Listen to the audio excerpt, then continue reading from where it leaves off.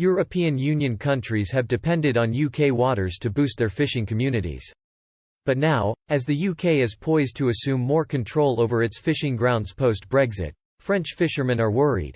Government sources claim that the EU's approach to trade talks has resulted in paralysis. Brexit negotiations have stalled over two key issues: fisheries and regulatory alignment. Prime Minister Boris Johnson wants to fulfill a Leave campaign promise that the UK will take back control of its waters post-Brexit.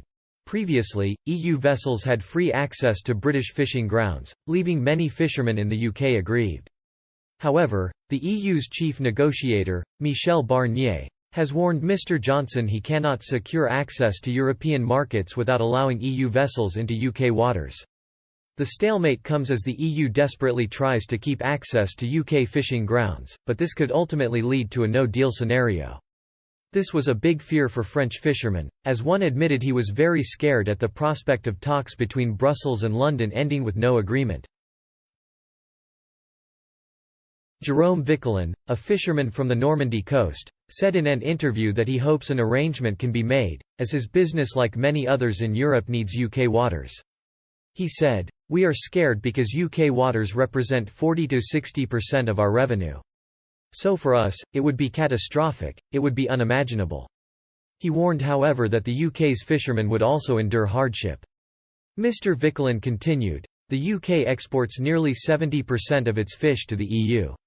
If we get to December 31 and they throw us out of their waters, then we will block our ports, stop the ferries, no British boats will reach French soil."